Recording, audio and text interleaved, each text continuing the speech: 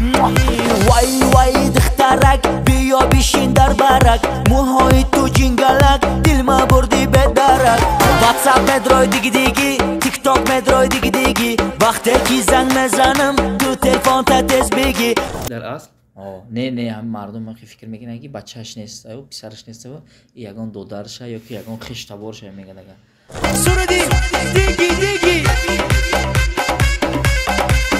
میگویند که برای تویها را آباد کردن زود نزد ملا و جادوگرها زیارت میرفتید راست است؟ راستش رو هیچ گپ نه این سوال بسیار سوالی سخت پس هم بوده اگه در میشه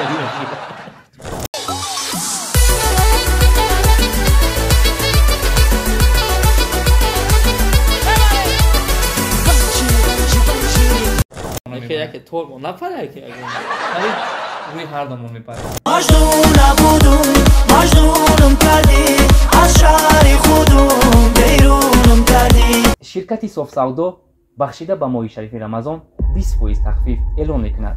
داروهای الهدایه به نمود کپسولا که حتی حبیب نورمگомедов توصیه میدهد پیشنهاد مینمایم که برای نیست کردن کیر و برآوردن ریش موی سر اگر شما خراب هستید و میخواهید که فربه شوید پس از داروهای BCA، پروتئین و گنرهای صاف سودا استفاده برید. داغ‌های سفیدی پوست و خوبتر کردن بینایی چشم کمک میرساند. دستاوکا به همه شهرهای روسیه، سنت پتربورگ و آفیس‌های کلانی شرکت قرار دارند. از نام کانال مهراب پرو نویسونید، زاکاز کنید و تخفیف الهگی را به دست آورید. یک سلامی گرم نثار شما تماشاگران کانال مهراب پرو. با برنامه گپ شو با شما هستم رستم عظیمی. در برنامه ما یکی از چهره‌های موفق شو بیزنس قرار دارند. این هم باشد رفشان انایف، پسر یکی از شناخته‌ترین سراینده‌های کشور پنجی انایف. پیش از همه بیاید یک جویا رفشان انایف رو با استودیو خیر مقدم میگیم. خوش اومدید. تشکر زیاد، سلامت باشید. نسرینتون چه خیلی است؟ خوب. برای برنامه ما آماده هستید؟ چون سوال‌ها با قول کاغذ پیچ هستند، شاید به عزت نفستون رسند. بعد شما آماده اید که با تماشاگران ما همه اون رو قصه کنید. خدا بتواند. حرکت نکنیم نصیب. تماشاگران عزیز بیاید شرط برنامه رو با رفشان انایف میفهمونیم. برنامه ما از سوال‌ها عبارتند. هر یک سوال ما در لفافه‌ها جایگیر هستند. سوالی که پسند دل شما هست و میخواهید که اون رو پاسخ بدید با تماشاگران ما نگاه کرده جواب میگید. اگر سوالی که به عزت نفس شما میرسد شما آماده اید که با این آتش گیران کنک اون رو سوخته خاکستر کنید. راضی هستید؟ باوری دارم که با سوال‌های ما نقطه به نقطه پاسخ میگید. حرکت میکنیم. آتش نمیزنه. نمی‌بینیم کنه چی گپ است. مخلصان نگران نمیشوند. شروع میکنیم. مالش. انتخاب لفافه رو از شما شروع میکنیم. مرحمت لفافه رو گیرید و سوال رو بیرون برارید. فرق نداره از کدامش گیریم. فرق نداره. خب اول گیریم ها. برام شوی میکنیم ها. شاید قدم اول انتخاب اول سوال خوب میاد و آخر هم آخر سوال خوب میره. دست ما میسه. خب شما از زن چندمی پنجی انایف هستید؟ بهترین سوال. راستش رو بگید فقط. چون امروز سراینده ها سرزنده میشوند، مشق‌های بسیار دارند. نخود که پنجی انایف زنی دویم و سوم نداشته باشه. نه خطا است. این خطا است. روشنه که ما میشناسیم از زنی چندمی پنجی. پدرم یک زن دارد خلاص. و شما پسری همون زن هستید. بله خطا است. تماشاگران عزیز اون چیزی که در اونجا نوشته بود رفشان انایف پاسخ گفتند و بیاید سوال دیگر رو از لفافه بیرون میبرند و پاسخ میگیرند. مرحمت. دیگرش میگیریم نه؟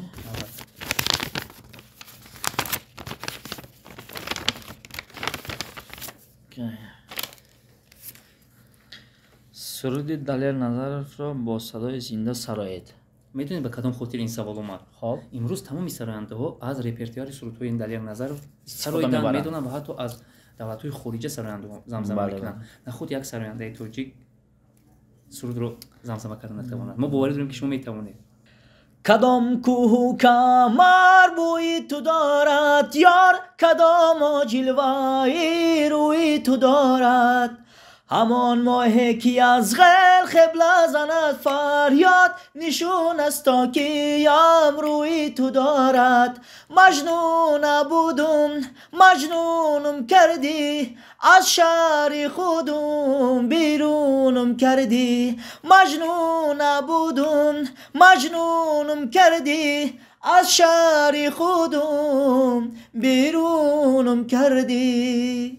احسن. من فکر می‌کنم بهترین سرود بود و توانستید که با اسلوب نو سرود رو زمزمه کنید و تماشابین ما یک جهان فراغت برداشت. مجنون بودم مجنونم کردی از شهر خودم بیرونم کردی. سوال دیگر رو از کانورت میبریم. اگر شما روزی باشه یک سوال رو من گیرم. شما اگر نترسید جرأت داشته باشید. میگویند که شما رو بعد که مردم فهمیدن که پسر پنجی انایف هستید بعداً قبول کردن شناختن و با توی حوزه کس کردن. همین اوضاع درست است؟ خیلی نمیدونم اکنون برای مردم چی طور است و ممکن خیلی گویند که مرا بسیار فکر میکنه که دختر پنجی انایف راستی گپ در اصل نه هم مردم فکر میکنه که بچه‌اش نیست و پسرش نیست و یگان دخترشه یا که یگان خشتبارشه میگن. همین با استعداد خودم با همین زحمت مهنت خودم صنعت خود رو پیش بردم. نه اون که از پشت پدرم مرا شناسند و مرا با خاطر پدرم توی برند و با خاطر دیگر چیز. حتی پدرتون این رو من دست خودم نمیخوام. حتی پدرتون در یک صحبت گفته بودن که سرودهای ما رو کارکرد میکند پسرم. بله من هم خودم آواز نیز شما میرفته. آهنگساز هستم، کمپوزیتور همه چه گم استرادی هستم. آهنگای خودم میبندم، آهنگای پدرم میبندم و آرنجراف میکنیم. بید انتخاب میکنیم سوال دیگری رو و میبینیم که در کانورت باز چی سوال رفتن رو انتظار است. توی را آباد کند بچه پنجی آباد کند این را من نه موی سفید های دهه میگویند با چی جاذبه موی سفید و کمپیرها را به خود جلب کرده اید. چون در چندین همون تویانه های شما در یوتیوب تماشا کردیم موی سفید و حتی رقص دارند و خرسندی دارند و حتی یک موی سفید همین قهقه زنان و خنده میگوید که توی را آباد کند همین بچه پنجی آباد کند. مقصد با چی راه با چی جاذبه شما توانید که در دل همون خرد و کلانی همون نفرانی که شما را به توی دعوت میکنن جوی شوید. خلاص چی سیر است؟ اکا رستمی یگان سیر نیست وقتی که همین انسان یک کسب رو انتخاب کرد و یک جا خدمت رفت همون را باید حلال خدمت کردن در کار رفته خدمتی حلال کردن در کار خدمتی که مردم مثال دوال کردن در کار نسترینشون باید خوشحال شوند خوب شوند نه اون که مثال چه بگم می صنعتکار دوره را میگن که گرم میکند این حقیقت دارد که حرکت کردن در کار که دلی مردم رو یافتن در کار. تشکر زیاد. ما با سوال خود پاسخ گرفتیم و بیاید سوال دیگر رو از لیفوفا میبریم.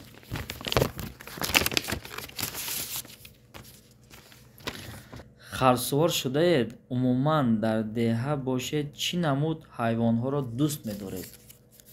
فقط نگویید خر. نه خرسوار راستی گم نشید. خر سوار نشد؟ نه اسب. یک دو ماه پیش رفتیم همین در شهرنه اسب دوانی کردیم. اسب داشتیم نه که خر نشدن. عموما دهات رو با کدام خاطر دوست می‌دارید؟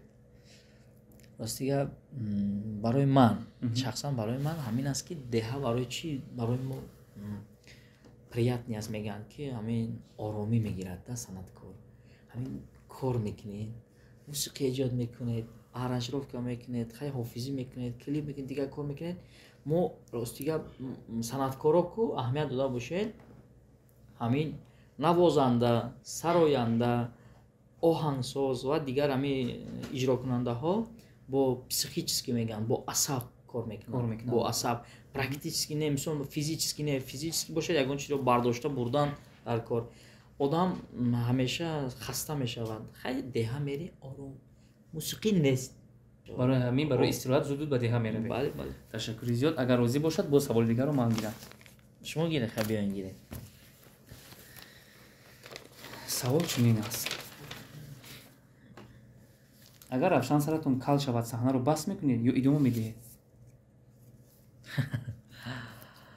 خیلی کپکا میزنی میخونی نه؟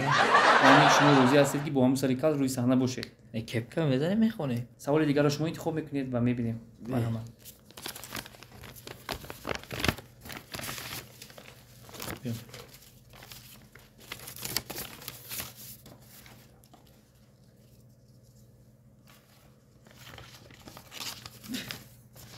چون سوال چی خیلی است؟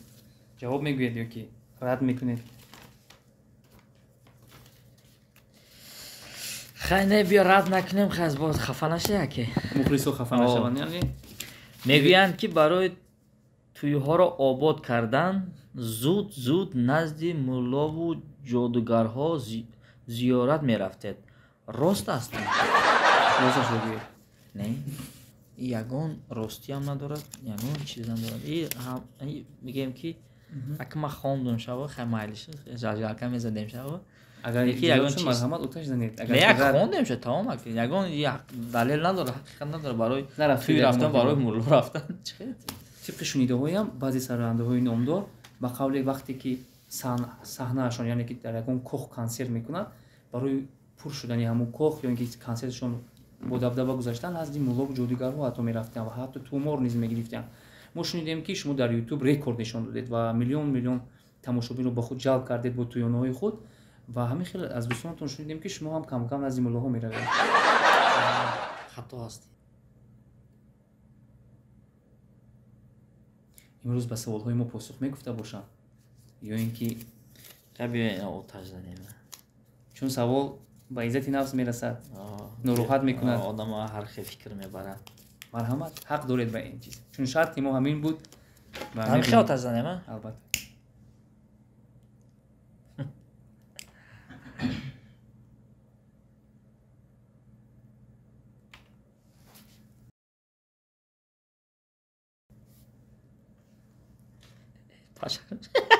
پاشر شد کوی دهار گرفت کام ها این باید در نمیگرفت هیچ گم نه این سوال بسیار سوالی سخت پس هم بده و در میشه و حتی سوخته خاکستر می شود و اون چیزی که بود پنهان میماند و روشن نخواستن که پاسخ گویم. کسی رو ما مجبور نمیکنیم و شرط ما چنین بود. باید سوال دیگر رو گیرید و شاید کنید باز چی سوال اومده است.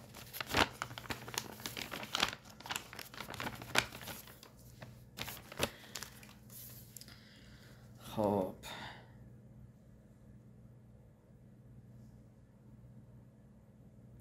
باز اوتش میزنه. حالا دودی اون کس دودی این سوال نرفته باز اوتش میزنه. ایقا فکر کنیم خیر ممکنه فکر کردم. البته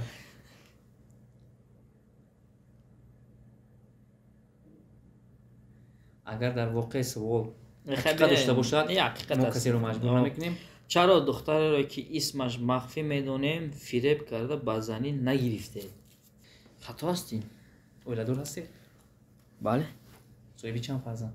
والی نه فرزند. ندانه توی شده؟ عشق و عشقی بود میونتون با نفر دیگر؟ نه یکم وقتی اولادور هستی چه تو عشق و عشقی میکنی؟ تشکر زیاد تماشاگران عزیز.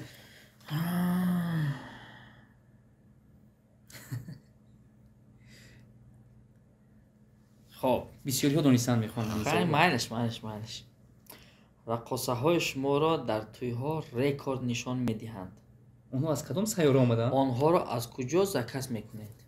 درست است چون دیگر سرانده ها هم توی میروند ولی این خیلی رقاصه هایی که صحنه رو با همون رقص های خود جلب میسازن و کم دیگه بیا پیشی که من آرام گیرم زبانی ناز کرده کام گیرم پیشی که من آرام گیرم زبانی ناز کرده کام گیرم. خیلی من نگاه میکنم رقصش نگاه میکنم که کنی لباس هاش ناز هستن خیلی عبور کرده میتوانن. اولا معامله خوب داشته باشه خاراکتر خوب داشته باشه همین چی میگن آدمی صبرناک باشد. یعنی رقصهای خود رو شما تیز عوض نمیکنید نه؟ راستی گپ نه همون 3-4 نفری هستن همین 3-4 نفر از کروک تا خورده میگیره. سرودی دیگی دیگی کامر تو خالی کو سوال نداره سوال بخور شد مطابق انا سوال دیگر رو انتخاب کنیم قطعه سرناک ما پول است یا حشرات من فکر میکنم کی همین پول مونده بوده نه این برنامه تون داشت رواد پول باشد خیلی پول باشد بوی میدهید چه یعنی که نزدیک شما سوال دادستین اینجا سوال اومده که یکی بوی بوده که نه من مقصد هم نفهمیده شما اگر که شما ندونستید یعنی که شما در این برنامه ما شرط باخت میکنید یعنی که بوی میدید اگر دونستید ما هر چی حق داریم که با شما اون رو توفیق کنید نخواد که این پولی مای در کرده همین قطعه کلان جو کنید یعنی حشرات میکشه با قرباقه نیست بید میکشه چی هست نگی که شاید و در نزد تماشاگران من اگه کم چی میگن شکی هراس و ترس اون چیزی که ما در اینجا مونده ایم به شما ضرر نمیرسونه اگر ضرر هم رسوند من سکول رو فریاد کرده شما رو به بیمارخانه میبرم که طور نپره که روی هر دامون میپره در برنامه تون دیدم یک چند بار همون چه مثال مهمون روی میکنه خیلی میگن که شیعه بار شما روی کنه نمیره اگر که عجایب میشه اگر که شما به شرط ما یعنی که درست جواب بگید یعنی که حشرات است و من دیدم که در اون حشرات است ما حق داریم که به شما حق دهیم برای دونستن اگر که در اینجا مبلغ باشد پس شما بوی میدهید مبلغ شما میگیری نه مبلغ با کسی من میشود و بعدا تماشاگران عزیز میدونید پس از برنامه به طرف خانه میرم روزی هستید خیلی بخیر کم ترجمه نشه ممکن نیست من کشم به شما عجایب بخیر میکشیم شاید خودتون میکشید با چشم بسته بسته چشمتون رو جقیده اون رو میکشید و بعدا میبرید که چی است بیهوی که مایل پولشم در کنه پس بیاید میبینید تماشاگران عزیز در واقع نه روشن انایف بوی دادند و نه رستم عظیمی پس اون حشراتی که این کس گفتن در اینجا هست و در برابر این مبلغ پولی نیز بوده است و بیاید حساب میکنیم که چند سوم است 1 2 3 4 5 6 7 اگر روشن انایف میگفتن که در داخل این هم حشرات و هم پول است ما با باوری کامل در پیش چشم شما به یگان فیره به یگان ایران اون رو توفه میکردیم تشکر زیاد 3 سوال دیگر در لفافه ما مونده است و بیاید ببینیم که باز سوال ها رو پاسخ میدیم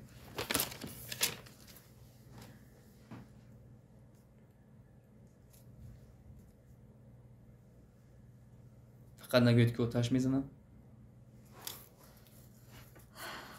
بیا میره آتش زنیم یکی نزنیش اول من خونم بعد در آتش زنید من روزی هستم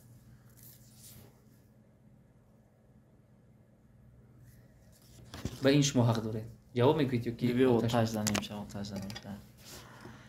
ولی مخلص صنعتکار را کی دوست می‌دارد البته این کس صنعتکار را کی دوست می‌دارد در عموم فهموندند ولی اگر همین سخنی مرا فهمیدم تمام معلوم است اصلش معلومه صنعتکار را کی دوست می‌دارد روادو هیچ کس دوست نداره چیکار می‌کنی نه نباید خیلی شود میگن تو همین یک سرود بروی میگن هیچ نه 15 تا مخلص پیدا کنم بس میگن مرحمت دو سوال دیگه مونده است یک تا شما میگیرم یک تا شما خیلی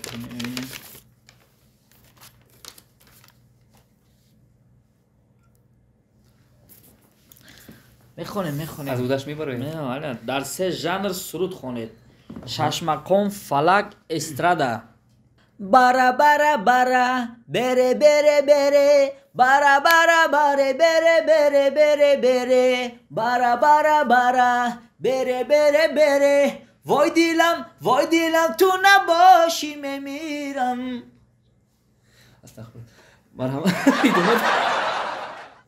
فکر کرده که اما من براچه گفتم چی نه من با خودم آواره بودم زیاد این به شما هم دیگه خانم استراد اگر نشده باشه نه استراد بودین شما در جنگ فلک میتونید دیگر سرود رو بخونید ای وای دیلم در بستری غم ای وای دیلم در بستری غم یک بار نمی پرسی از درد و علم یک بار نمیپرسی از درد و علم. тамошобинони азиз чун мебинем ки ба ду шарти барномаи мо ки жанри эстрада ва жанри фалак буд, Равшан Анаев аз удаш баромаданд ва биёед дар ин ҷо жанри сеюм шашмақом гуфта шудааст ва тамошобини мо азбаски ҷавонон ҳастанд ва бисёр мехоҳанд ки дар васфи дар жанри реп суруд бишнаванд ва биёед маҳорати Равшанро мебинем ки дар жанри реп метавонад ё ки не.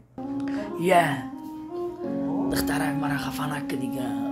ای گلک خوشگلم تو دریا من ساحلم، دایم تو در دلم، تو نباشی میمیرم. ای گلک خوشگلم تو دریا من ساحلم، دایم تو در دلم، تو نباشی میمیرم. به تو من تنها نمیتوانم، چی کنم کنار تو بمونم. مرا جانم برا دیوانه کردی، از حال دلی عاشق خبر داری تو یا نه؟